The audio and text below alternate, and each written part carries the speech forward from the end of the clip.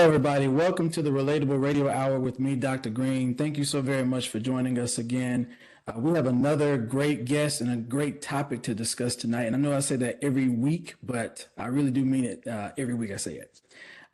We're going to continue the leadership series that we've been starting, having leaders come to the show and just kind of speak on their experiences in the leadership field.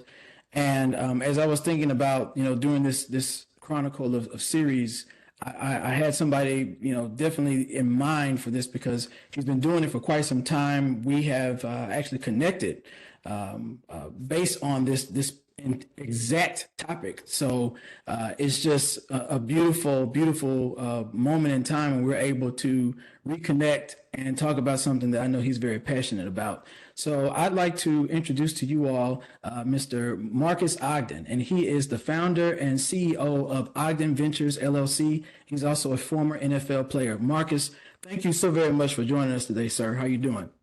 I'm doing well, Dr. Green. How are you doing today, sir? I'm doing awesome. I'm doing awesome. We got you in the building, so I'm glad that that has taken place. So I'm definitely happy about that. Well, like I said, I've known you for quite some time, but I'd love for you to share a little bit about yourself, all that you're doing, and what's brought you here today. Well, my name is Marques Ogden. I am from Washington, D.C. I am a current national and international keynote speaker. Grew up in a great house with my dad, who was very successful early in his life, went through some struggles, was able to raise two boys, me and my brother Jonathan. We both went to the National Football League. I had a lot of success. I got out of football, struggled immensely, and unfortunately, I had some issues with addiction and alcohol and obsessive use and excessive use with those things. And then got myself together and I built this very successful construction company, lost it all. And then I was able to rebrand myself and get myself out of that financial ruin. And then I became a speaker. And now I speak on different challenges, like how to become better at having a big mindset, how to become a better leader, how to overcome adversity. And I do that through, again, speaking, coaching, consulting. I'm a brand ambassador. I'm also a podcast host, Get Authentic with Marques Ogden. And I'm also a former NFL athlete. Yeah, and just you said it in such a compact size, but it's a lot to unpack in your journey. I mean, so many things that you have experienced, and I know that we'll touch on some of that tonight. But I'm sure that there are so many facets of your experiences that have led you to where you are, and to be able to be so well versed in talking about this aspect of leadership and motivation.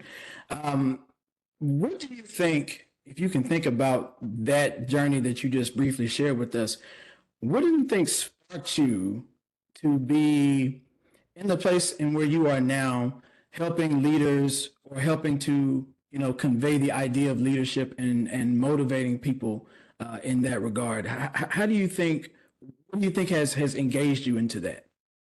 So for me, Sherman, it's literally being at rock bottom because of my ego, because of my desire to only want to be the best. And I don't mean be the best as far as wanting to help others, wanting to serve others. I meant be the best as far as the most famous, the most popular, the biggest construction company in Baltimore City, making the most money in earthwork, site work, having the biggest car, having the prettiest young girl on my arm, and going out and doing all those things, partying, nightlife, clubbing, my name in the paper, all those things that meant and still mean to this day absolutely nothing. And what I've learned is that when I hit rock bottom in September 2013 as a custodian, working my ship as I always did, it made me realize at that moment, if I do not turn this around, if I don't start owning the failures, the setbacks, the challenges that I had to endure as a result of my ego, as a result of my bravado, then I'm going to always be right here. Marques could have been dot, but Marques is now dot because he didn't do dot. And I tell everybody, we're one decision away from either greatness, mediocrity, or worse. It's that simple. It's really that simple. I'm actually prepping to talk about to all of my clients next week, right? All of them. It's a little like of a bonus call. I mean, it's not a bonus call, it's a call that is a little bit not what they're used to. I'm asking this question. What are you going to do today to hit your Q2 goals? We had a call about Q1 review, Q2 goals. I'm throwing in a little bit of a curveball. What are you going to do today? Not what you should have done yesterday, not what you plan to do tomorrow. What are you going to do today to move towards Q2 goals becoming hit or exceeding what you thought was possible? And that's what this is with me. Literally, Sherman, I mean, you know this because we talked. I filed for divorce about 2 years ago from my ex, was with her for 10 years, found some things out that was not really what I was wanting to be about. We weren't on the same page. And I filed, I moved out. I went into an apartment for 7.5 months. It was dark. It was depressing. It was full of anxiety. I was full of stress. I was full of, wow, why me? Why am I here in this moment? And I finally got myself together, Sherman, said, well, I'm here for a reason, and I got to just go ahead and figure out what that is, and I got to get out of this. And I said, you're here, Marques, because now that you got your act together after feeling sorry for yourself for 2.5 months, you have what it takes to get yourself back. But it starts with, what are you going to do today? So I started doing something positive every day. And now I'm in my brand new home. It's crazy, right, Sherman? I went and bought a little table, like a little table to go underneath my TV, like a media center table. Yes. $700 at Kirkland's. And I pay cash for it. And my sister's like, Marques, I hope you feel good about yourself, because this is literally, what was that, 18 months ago, you were just getting ready to start the process to file for divorce. Wow. Now here you are, you bought your dream home, you're fixing everything up, you're moving out of the space of feel sorry for me and how can I help you? And again, that's what it's all about. So to answer your question, Sherman, is every single day since my rock bottom moment, I find something to do to move towards my goals. And because of that, things get done. Maybe not as fast as I want them to, but it happens in time without a doubt. Oh, it definitely does. And you definitely said a mouthful with everything that you just shared. I am curious because it sounds as though you made this your mantra, so to speak, to make really good decisions to get yourself out of the place that you're in. You said that you were in a rock bottom place when you were, I think you said custodian, the janitor at the time. And from that point, you kind of made some great decisions. Just to kind of chronicle that time just for a second, what were some of the decisions that you made to get yourself out of that in order to make those first, few moves in order to be to where you are now?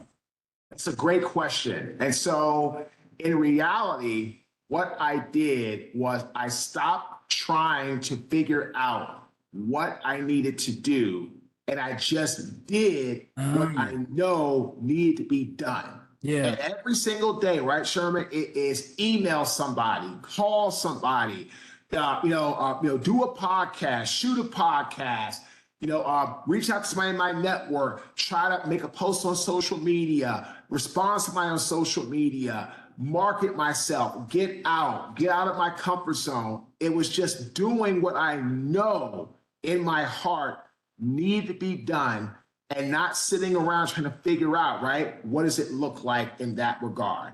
And so once that happened, everything else started to take care of itself. But like I tell everybody, at the end of the day, right, Sherman, you have to realize that you are here for a reason. But if you're not going to really act upon that reason, then unfortunately, you're going to live your life with no purpose. And if you live your life with no purpose, my friend, why are we here? Mm-hmm. Mm-hmm. And even prior to that, before you had gotten to that space, I believe that's when you were a very active athlete at that point. And I know that, being an active athlete, being an athlete just in general, just requires a lot of stamina, a lot of consistency, a lot of motivation, a lot of discipline, and that place for sure. Um, Something I've been kind of talking about recently a lot with leaders and other people that kind of are in that same vein is the importance of motivation versus discipline. And this is something that comes up a lot in just leadership conversations in general. And so I guess I brought up the fact that you were an athlete because I know that those are two things that, tend to come out, when athletes are at their most, they're at their peak in their career. Which one of those, if you could think of, are more important in order to get things done? Oh, Being, without a doubt, discipline. Because I don't really believe in motivation. It's short term. I believe in inspiration, which is breathing life into someone or something with the hope that they can get what they want for the long haul, which is great.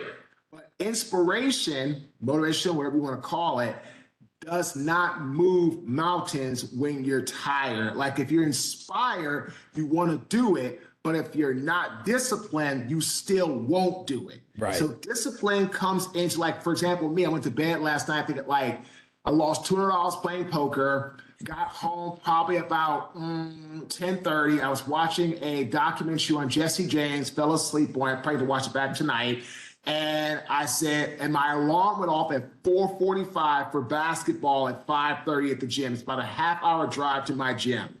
Discipline was me getting up, even though I didn't feel like it, even though I was tired, even though I was like, man, I just ran sprints yesterday. I ran sprints the day before that. Today I didn't really take an off day yet. I could do that, but no, Marques, you said to yourself yesterday, you're going to run 15 75-yard sprints uphill, even though it's your day off. You agreed to that. I did it. Discipline was when I alarm went off today at 4:45 Eastern, getting up, going to the gym, playing 5 games of full court basketball in the morning, doing my leg workout, doing my core workout, and coming back home, prepping, and then calling the Department of Revenue at 9 o'clock on the dot, knowing if I don't do that, I'm trying to pay off some taxes and I got it done, I'm finished, boom, but I know, right, Sherman, if I don't call at 9, right. 10 o'clock, 11 o'clock, you got the whole state of North Carolina calling. You could be on there for an hour, 2 longer. I was on wait for about 5 minutes, talked to the guy, I owed an additional $99 to the state. Gave my information, got an email confirmation, bam, done, finished. Yeah. That's discipline. Yeah. Right? Not taking anything away from doing the task that needs to be done that is for your benefit for the short, medium, and or long term. Yeah, yeah, and I'm glad that you made it really concrete in that example because no motivation is going to get you to actually do something that needs to be done. I mean, it's that discipline, it's that thing inside of you that tells you that, hey, regardless of how I feel about this, I still need to do it. And that's where that motivation fades away, in my opinion, because if you have the idea that you know that you need to get something done, regardless of how you feel, then that's, of course, the most important concept. Glad that you were able to chime in with that. I have so many questions, and I'm going to try to, pace myself in asking it. But since I did kind of tap into that time in which you were playing in the NFL, you kind of look at where you are now in comparison to that time in your life. What's the most different about you? What has changed the most? I guess in particular with your mindset, because I know that those were two different, completely different places in your life. But what would you say is different in that mindset from that Marques to this one today? Marques of today has a stronger mindset to push through hard times, adverse times, difficult times. When I was younger, I relied a lot more on my athletic ability, my prowess, my ability to re-energize myself, rehabilitate myself, do things that were, I won't call them superhuman, but most people couldn't, most people aren't professional athletes. And so at times my mindset was not nearly as strong. Most of the time, it honestly wasn't as strong as it is today. Today, I am built to push through adversity. So, for example, I was playing for the Jaguars. I asked them to let me go, to go to Baltimore, because I wanted to play with my brother. And I was not really enjoying playing for my line coach because I couldn't connect with him. Back then, I blamed him. Oh, well, because he couldn't talk to me and all that, then it was his fault. I had never had a white coach since high school. All these things I made up in my mind, right? So I asked for the easy way out.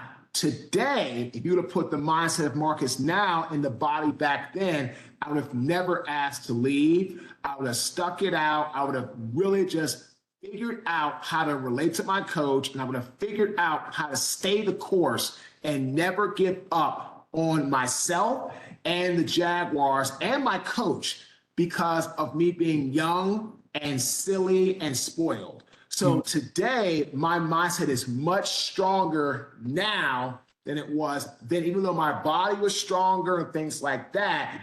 That's just part of life. If I could take the Marques back then and put into him the Marques mentally now and the mindset now, it's lights out.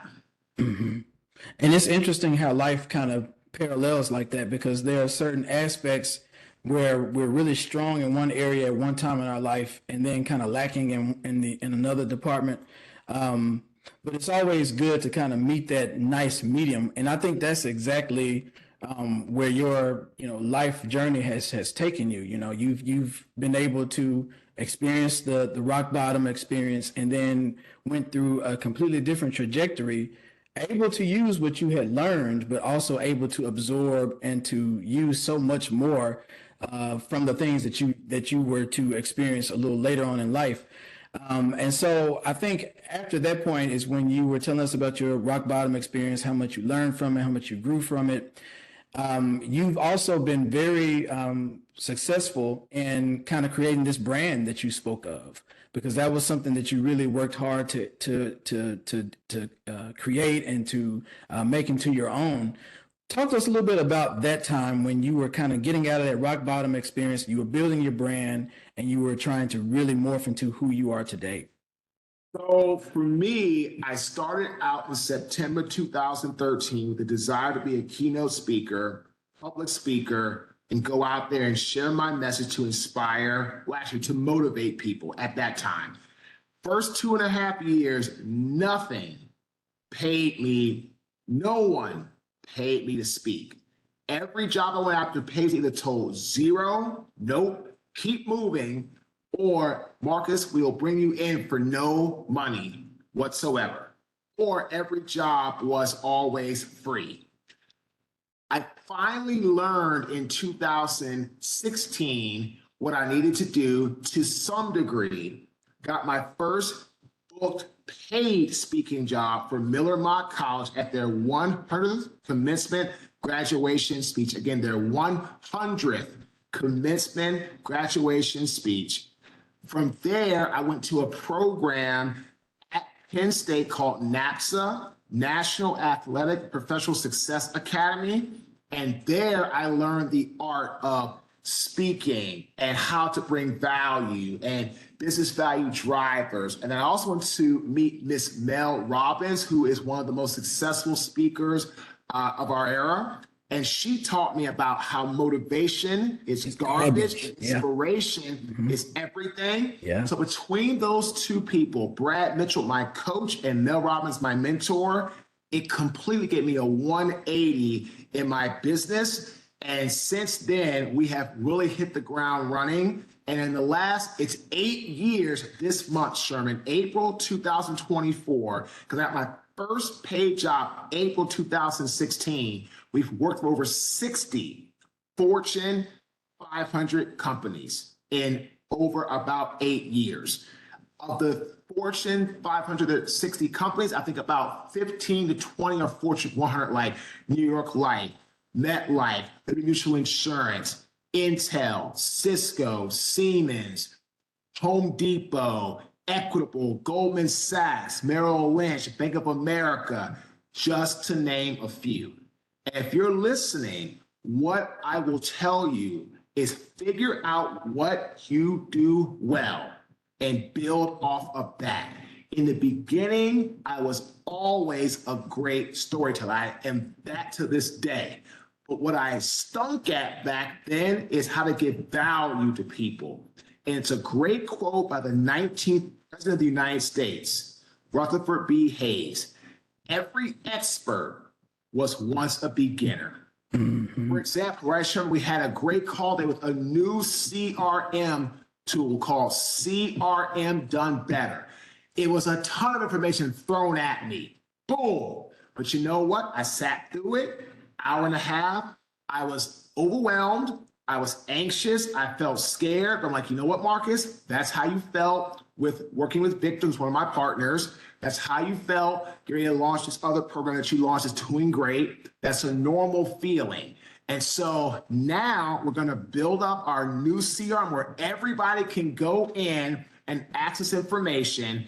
And that will be ready within the next, we're going to start building it right away hopefully within 90 days, we're going to all be synced up. My point is that in life, like you mentioned, right, Sherman, like I said earlier, you just got to figure out what you do well and build off of that. And you also said something that I think is important. You have to kind of realize some things that you need to work on too. Because when you're able to analyze yourself, you're also able to see the good, but also see the things that you need improvement in. And you shared what that was for you. How did you get better at that and at providing that value that you spoke to? What I did, Sherman, is I stopped trying to tell people what I thought they needed or they needed to do or needed to have. And I told people what I know that I can do, that I believe that they would want. Again, stop trying to tell people what I thought they needed and told them what I know I can do and what I believe they find value in, that they can help themselves and their businesses move forward. So I basically stopped talking so much and started listening a whole lot more. And as a result of that, I ended up learning the art of crafting and customizing keynotes. For example, short story. One of our keynotes is titled Drop the Poker Face, Selling Requires Authenticity.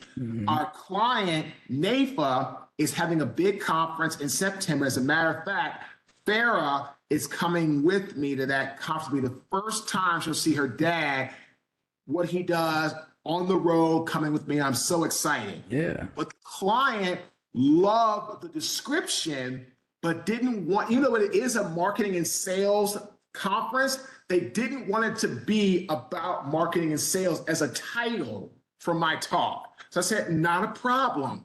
Tell me more about the event. What are you looking for? Long story short, Sherman, we came up with a new title. Drop the Poker Face, Connecting Requires Authenticity. That's how I learned to do what I do today.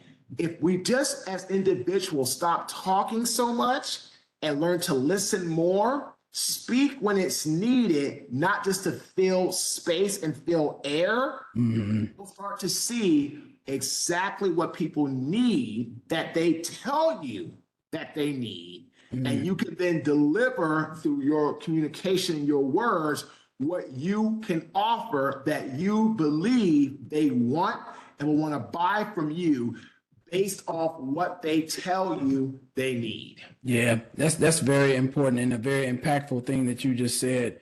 I've always found that when you listen, you get so much more in just being quiet and just listening to what they're actually saying to you. Because not only that, I mean, when you get that availability to listen, you are allowing for that person to say that, hey, this person is trustworthy. This person is somebody that really pays attention to what I'm saying and they understand me. They are connecting with me. And I think that's really important. And of course, I love that title because that's really dynamic, really in itself. Authenticity. I mean, that's something that we're not seeing a whole lot of these days. And I'm glad that you kind of brought that up because I was kind of going to speak to that. How has it been for you on your journey? Because we are both Black men. We're both in similar fields. I know that you're doing some amazing things that are on larger scales, of course. But how has it been for you to still remain your authentic self while you are having to meet the needs of so many demands for you?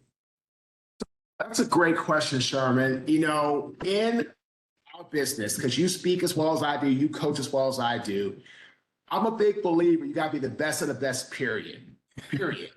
But as a African American male that's really wanting to do this and be a speaker that goes across different genres, different categories, different age groups, both genders, you better be not just the best of the best, but the creme de la creme.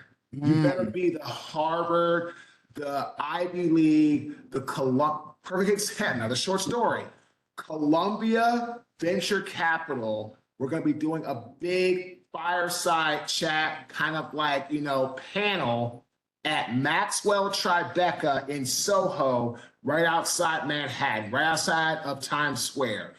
I am the only African American on the panel. There's 4 people plus a moderator. It's going to be at a very exclusive high-end establishment.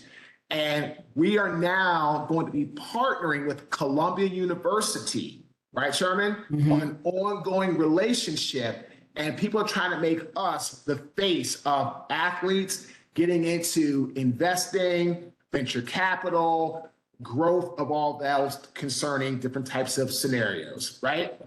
My point is that if we were just okay as a speaker, we were just average as a speaker, we wouldn't be here. Like, for example, yesterday I was on a call, great job coming up, Elevate, right? It's a big, big conference with a huge mortgage company. They're inviting a lot of their realtor partners.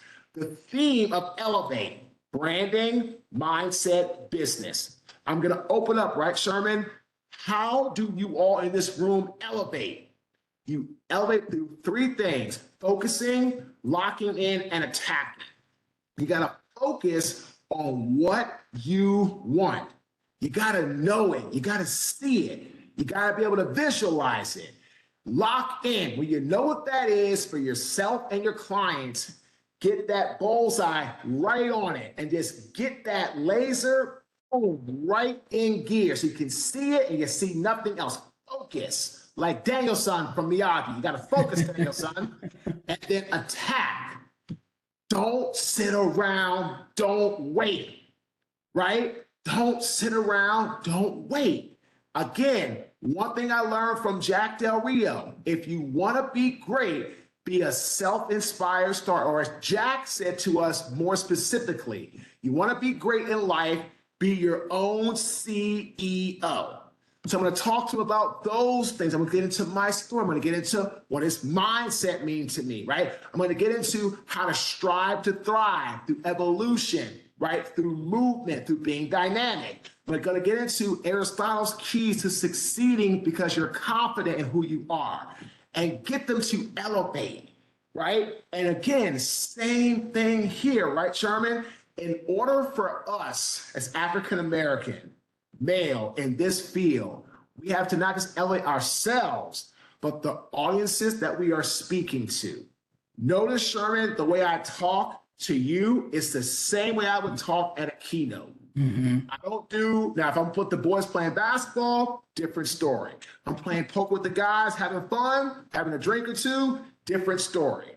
When I'm on podcasts, radio shows, the way that I speak is the way that I will talk at an event. This is my career. This is how I bought my beautiful brand new home for me and my daughters. This is how I've been able to give myself the lifestyle where I don't have to worry about living paycheck to paycheck like I did when I came to Raleigh about 11 years ago. I moved to Raleigh, Sherman, 11 years and 3 days ago.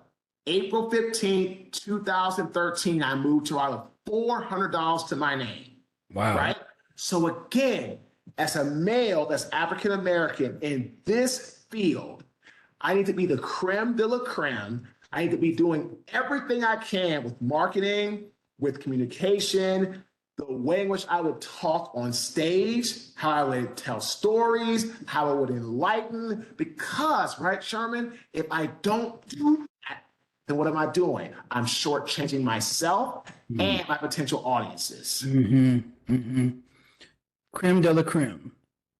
And I think that's great. I think that's to have that mentality. It keeps you grounded. It keeps you focused on that particular target that you're shooting to keep.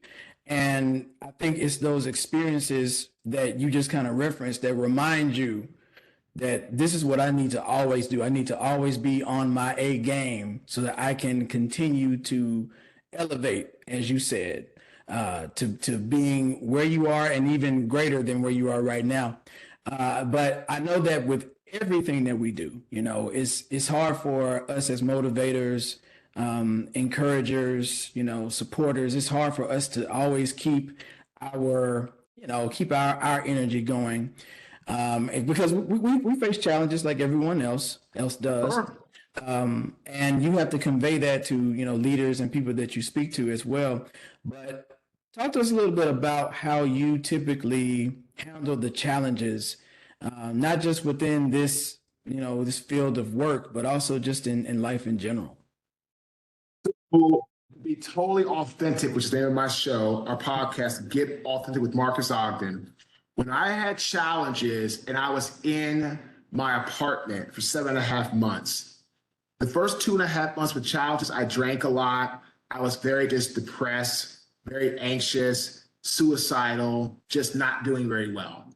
When I was in the last 5 months being in the apartment, I got a little bit better, but I didn't handle challenges well either at that time. I was very quick to fire back.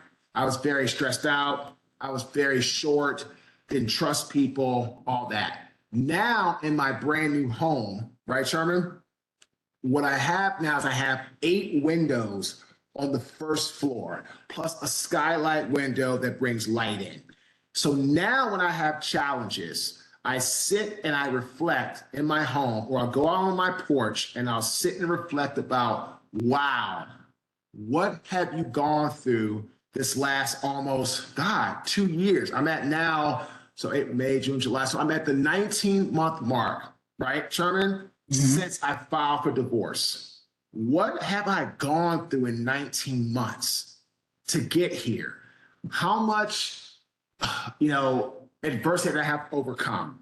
How much grit did I have to show? How much resiliency did I have to demonstrate, right? And if you're listening to this, if you're going through challenges, what I should have done in the apartment that I didn't do because I was just so mad about being there, I should have found a quiet place in there or gone outside, found a walk, whatever, light, air, different view, something, and stop and reflect and visualize what you want your life to be like. And that's what I do now. If I have a challenge or something comes up or it's difficult, I just stop and think to myself, well, wow, what about if I was going through this? Or what if I had to go through that? Or, right, Sherman, what have you already been through and overcome? Right? I filed a bankruptcy, lost my home, lost all my cars, lost all my money, had a terrible name in Baltimore, had no name in Raleigh, had even zero of an inkling of a name in speaking, right? I didn't have a coaching client. I didn't have a consulting client. I didn't have a credit card, man. I got approved for my first Amex credit card in almost, 17 years. I had one with my construction company in 2007. I'd had an Amex card in almost 17 years until now, like 2 weeks ago, right? So again, it goes back to figuring out what you have already overcome, understanding how much mental resiliency, how much mental fortitude you have, and keep going forward in that. And that will get you out of where you're at if you're struggling, feeling down, and or feeling blue. It's always very powerful to reflect and to think about where you have been.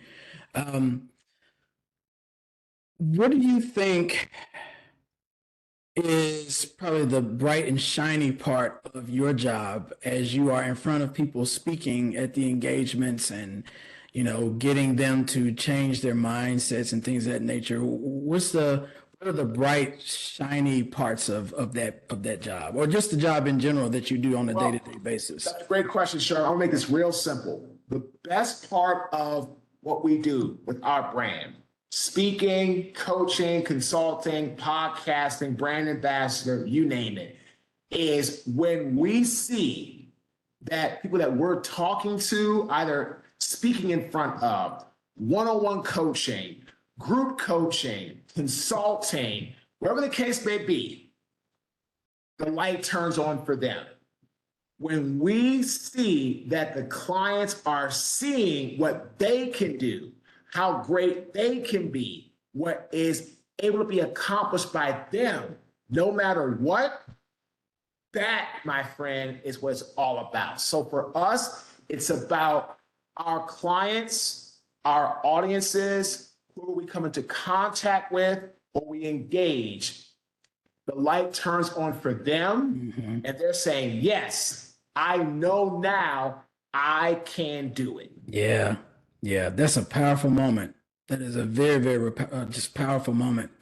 Um, as you are reflecting and kind of thinking of a lot at this moment, because I know I'm bringing up a lot. What are some major events that have taken place in your trajectory that you think of, like, not daily, but maybe very often, that kind of really have the most influence on Without a doubt, Sherman, the event of the spoiled milk moment, taking the trash out at about 4:30, 5 o'clock in the morning, when someone's trash, rotten meat, nasty, horrible, stinking, protruding garbage got all over me and all of my body, my skin, and my clothes. That was the wake-up call that I so desperately needed. And I tell everybody, without the custodial job, I would not be who I am today. Being a custodian is an honorable job. You're taking care of business. You are helping people stay clean in their environment. It is a great job. It's an honest job, and you can really be fulfilled in it like I was. But I needed more than just the fulfillment of a good doing of that environment. I needed something to jolt me, to make me wake up and say, Marques, you are an individual that put yourself here because your ego forced you to. Now, if you want to stay here and be here, that's fine. That's okay, because it's a good, honest living. If you want to help others avoid your mistakes, your ego, your bravado, your just really funky, nasty attitude, then you got to get up off this curb. You got to get up from this spoiled milk moment. You got to take back control of your life. If you do that, you're gold. If you don't do that, don't look for anybody to come and help you, because at the end of the day, right, Marques, if you won't help yourself, nobody is going to help you. That's such a powerful memory to have in your back pocket, Marques. I would imagine that really keeps your tank full of energy and just full with reminders to keep grinding as you have. Oh yeah, man, because what it does, it reminds me how hard it is to earn money and how easy it is for money to go poof away. You ever notice, Sherman, most times we get paid once a week, sometimes twice a week, sometimes monthly. I mean, I know a lot of my clients get paid once a month. But we can have access to do what, Sherman? Spend money around the clock. Swipe that card, go into the store, go buy something. It is easy peasy to spend $1.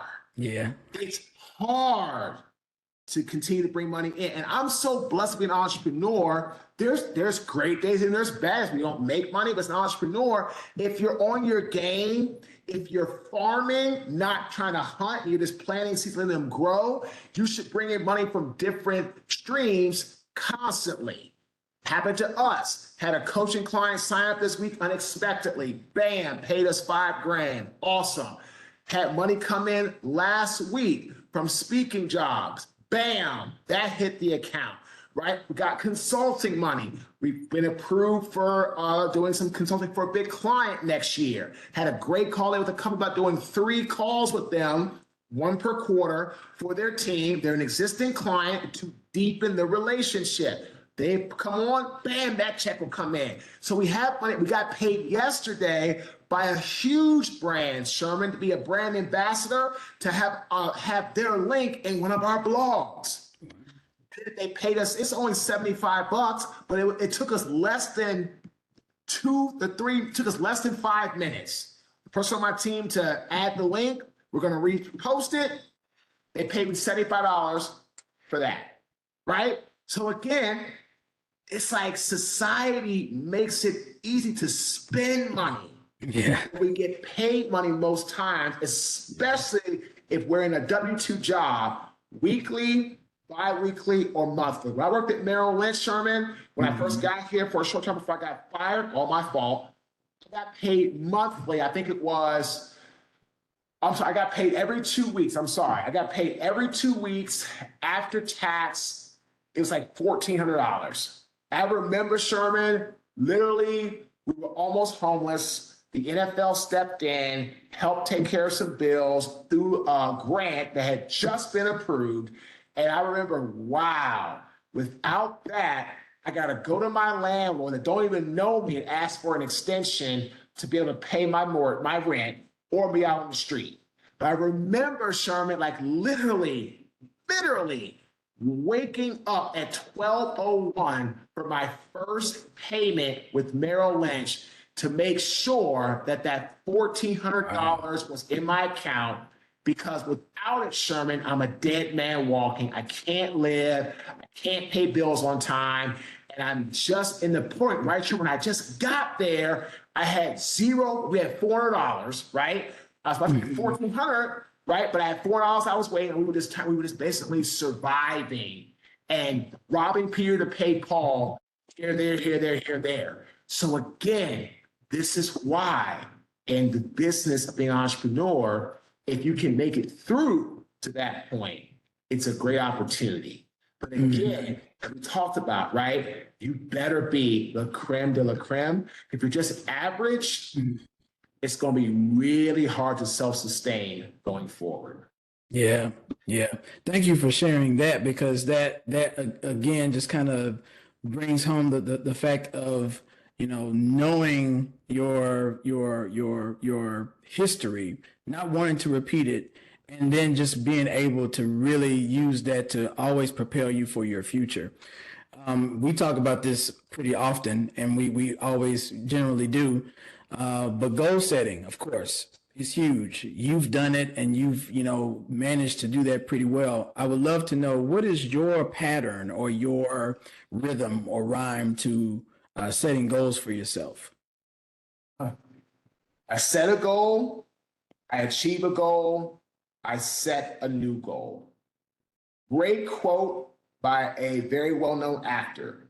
The comfort zone is where dreams go to die. Yeah. Jonah Hill.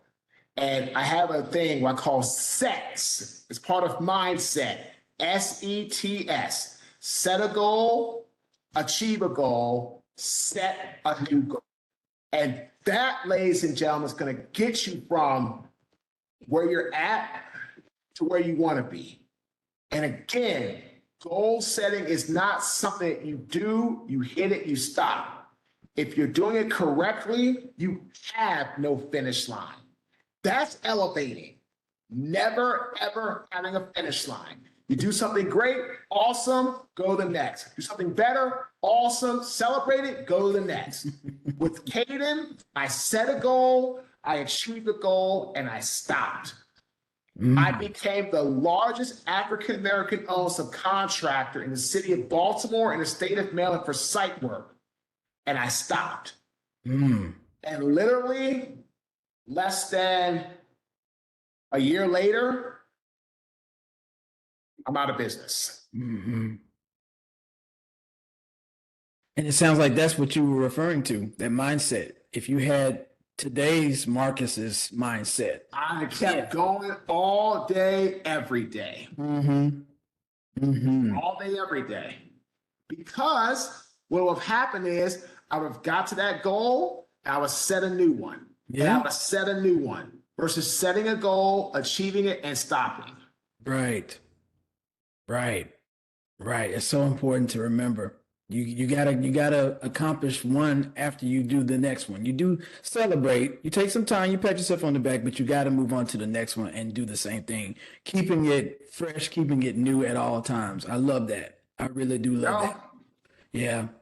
What would you tell somebody that's listening that would like to have some advice, not just to be in, the field of being a motivational speaker or anything like that, but just anyone that's listening who is just kind of finding it hard to just make that move or to do anything? What would you tell them? I would tell them that most people in life are not successful or don't take any movement forward because they focus on too many things. You want to focus and have some ideas, but once you focus and you figure out, you visualize what you want, then push everything to the side, lock in on that, attack that, get that done, then come back to the focus board. And what do I want? What's on here? What do I want to get? What do I want to do? Where do I want to be? All right, that's the next thing. Got it. Lock in. Boom, I see it. Attack. Boom, go and get it. Get after it. So if you're listening, focus on what you know you can do well and what is part of the journey to where you want to go and not where others want you to go. Right. Where you want to go. I will tell you all how many people literally told me, Marques, there's absolutely no way you're going to be a successful speaker. Wow. So many. Go coach football, stay in your lane, stay in your space. That's all I heard day in and day out. Why do you think that is? Why do you think they put you in a box that way? So because people are always wanting you to stay in your box because most people are comfortable or are afraid to step out of their own box. So they want to keep you where they are. Yeah. I'm glad that you saw so much more in yourself to reach for your truest potential and you are living out your purpose. I'm glad that you just completely denied what the naysayers kind of put before you. One last question for you, man. What is one word that affirms who you are? Giver. I give to anybody that wants to learn. If you want to learn, if you want to be great, if you want to figure out how to move through life and get what you want when life, not if life knocks you down, when life knocks you down, I will give you as much as I can, as often as I can, so you could be the best that you can. Love it. Marques Ogden, thank you so very much for joining us tonight. I know that there are several people that have listened to your journey and your story and have gotten so many nuggets of information, inspiration, and more. So thank you so very much for coming on this platform and sharing that with us. If people want to follow you, connect with you, how can they do so? The best place to go, Sherman, is our app. We have the Marques Ogden app. It's if you have an Apple phone or an Android, just go into your app store and type in Marques, Marques, Ogden, Ogden. It'll pop right up. It's free, gets free exclusive content, inspirational content. You can follow us on our podcast. You can connect to our website, or you can go to our other link, which is our 360 link, Marques360.com, or email me, Marques@marquesogden.com. We'd love to hear from you. Hope you enjoyed this awesome interview. That's great. Thank you so much. One last thing before we go.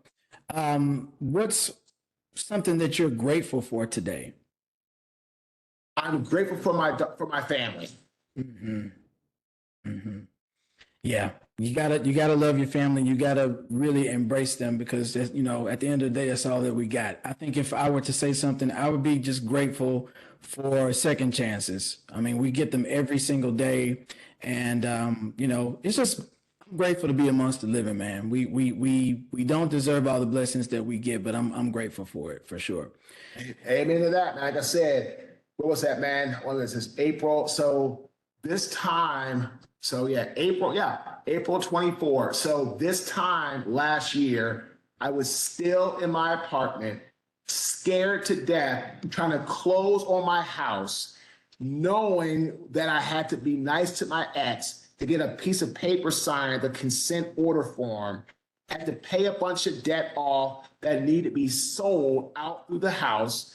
Need to take care of that, get everything in order to buy my beautiful home that I had just prayed for, got into it, and I moved into it with nothing, Sherman, nothing. When I got here, it was just a beautiful bare home. I had a microwave, an oven, stove, dishwasher. That's it. Wow. I had to buy a refrigerator. I had to buy beds, couches, tables, TVs, you name it. Now the house is getting really nicely done. I bought some really nice things. I'm still buying more over time. But again, ladies and gentlemen, I've been through so much. I've been knocked down so many times. And again, if you're listening to this, as long as you have resiliency and show mental toughness, you will survive and you will thrive. And you thrive by having great evolution or innovation tactics, by moving and getting yourself going and being dynamic. Thank you for sharing that as well, because you are pretty much stating to the audience the things that you have learned and lived by. And I think that is always a valuable component to always speak from experience. So thank you for sharing that part as well. Ladies and gentlemen, I hope again that you were able to get some incredible nuggets from Marques Ogden tonight. Please stay tuned with us again next week. As we come back, we'll have another topic. We'll have another guest. I hope you all have a great weekend. Have a great evening.